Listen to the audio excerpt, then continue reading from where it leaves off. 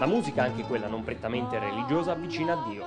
Questo è il messaggio che il cardinale Crescenzio Sepe ha voluto inviare ai suoi ospiti, chiedendo alla cantante Francesca Marini di esibirsi all'interno del Museo Diocesano di Napoli.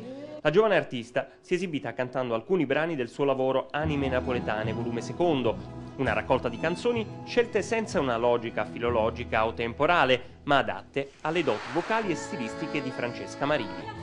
La rilettura delle canzoni di questo secondo album è imperniata sugli arrangiamenti sobri ed eleganti di Claudio Romano, ottimo chitarrista e musicista che ha privilegiato il sapore dei suoni acustici ai suoni del pop corrente.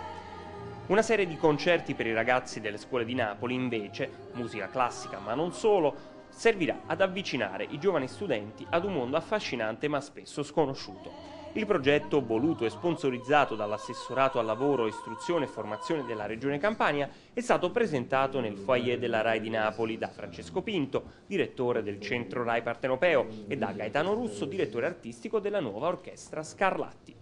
La musica classica è qualcosa che porta più all'intimo, quello che l'extra classico spesso porta fuori. È bene che ci siano l'uno e l'altro, non a caso noi non portiamo nei nostri concerti soltanto la musica classica, ma portiamo tutta quella che riteniamo sia della buona musica e della musica da far ascoltare, alternando musica classica, delle volte addirittura anche musica pop o musica popolare. I concerti, 10 in totale, si terranno all'Auditorium RAI e saranno seguiti da più di 8.000 ragazzi. Ogni esibizione durerà circa un'ora, ma non è prevista una scaletta standard né una durata prestabilita. A seconda della risposta della scolaresca, la nuova orchestra Scarlatti sceglierà la musica da suonare e la durata dell'esibizione.